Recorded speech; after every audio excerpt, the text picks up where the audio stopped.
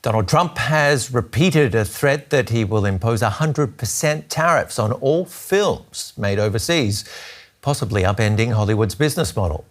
In a post to Truth Social, Trump claimed foreign countries are disadvantaging Hollywood.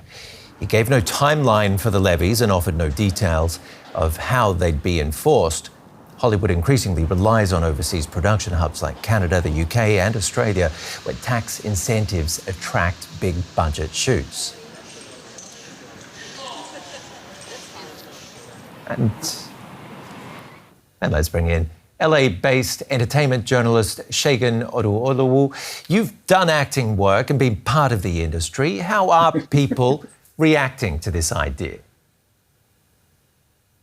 Well, if I were acting, I would go, we're yawning. This is a tempest in a teapot, and this is insanity. And the reason that I say it's insanity is that is the definition of doing the same thing over again and expecting different results. President Trump floated this idea back in March and now is bringing it back. And again, this is a threat to the industry. But how do you tariff an idea? If you look at a film, even if it's shot in the United States, what if the wardrobe is from Canada, the equipment from Japan, the graphics from Germany, and the editing finally being done in Sri Lanka? Who knows? You cannot tariff a film and say that it has to be made in the United States. Films in general have so many moving parts, Ben. So the idea of putting 100% tariff on a film, well, what's the 100% you're actually going to be taxing or levying against? So either way this goes, would movies be more expensive to make under Trump because of higher wage costs in the US, and then ticket prices go up for all of us because we're also talking about higher costs overseas due to the tariffs, I guess? Yes, that's why after I say it's an insanity plea, it's a foolish one, because part of what makes Hollywood run is the international market that shows Hollywood films in Europe and Asia and Africa and South America.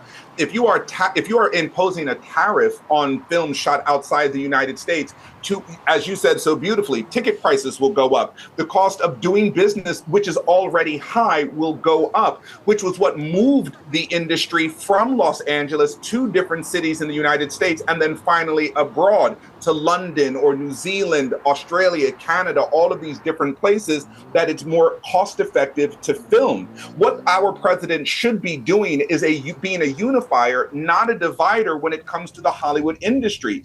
Instead of levying tariffs, you should be giving tax exemptions so that more films will be shot here in the United States. Therefore, more people will be employed, and then costs would go down as opposed to imposing tariffs. That it just doesn't make any sense. And Tinseltown is looking at it kind of like this is yet another veiled threat at California's governor, Gavin Newsom, who is in the crosshairs of Trump, as is Hollywood at large, because of the way they poke the bear and push back against Trump for his many foibles or misspoken words. So this is really Trump coming after Hollywood and who he feels is antagonistic towards him. And Segun, you just explained how or why the movie production business moved out of the US. If ballooning Hollywood budgets were to blame, don't executives have to rethink how they make their movie magic to attract productions back to the US without forcing the industry with tariffs? Yeah, and that's the thing. You can't force the industry in Hollywood to do anything. You can't force it to act right or clean up its act or do anything that resembles uniformity. You have the threat of AI, you have writer strike, actor strike, you add on a tariff to the production house, and instead of trying to bolster the industry, you might, sort of do away with it, because the great Don Ohlmeyer in television said, the answer to all your questions is money.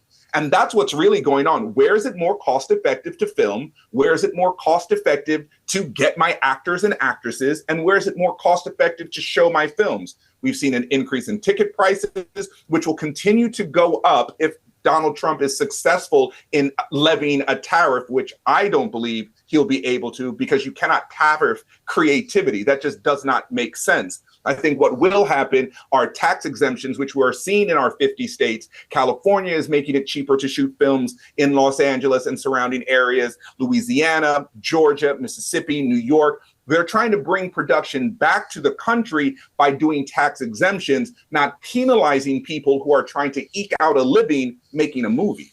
Can I just ask you one other thing? Trump wrote, other countries have stolen our movie-making business. Is there any truth to that?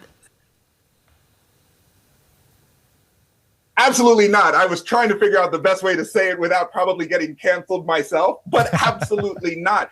So that would be like saying that American films stole Chinese martial arts flicks, or we stole period pieces from England. Like the film business is a creative one, and it's also an inclusive one, and one that works on collaboration. You take a little bit from here or there. They haven't stolen. I mean, if the people at Paramount or Warner Brothers or wherever shoot a film in a different country, it's more cost effective. That country didn't steal the film industry. America didn't make it cost effective to shoot films here in the 50 states. And that's our burden. We need to figure out how to do that, how to make our film industry shot here. Chinese films aren't being shot in the United States. Exactly. They're being shot in China. American films can be shot here in the United States with tax exemptions. Make it worth people's while. Okay. Don't punish them and be punitive.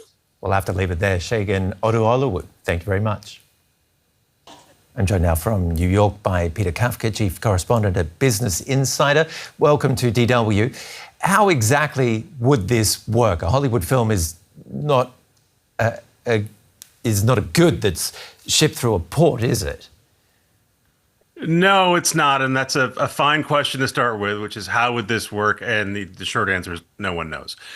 Maybe in Donald Trump's mind, he has some idea of how this would work. If you're very generous, you could say that, well, what he's actually asking his trade representatives to do is to look into a way to sort of claw back production one way or another from outside the U.S., and this is just sort of a inartful way of putting it. But if you take it at face value, it doesn't make any sense at all. And I mentioned the tax incentives that attract big productions overseas. Mm-hmm. This practice has been going on for years. How disruptive has it been to the film workers of America? It has been going on for literally decades.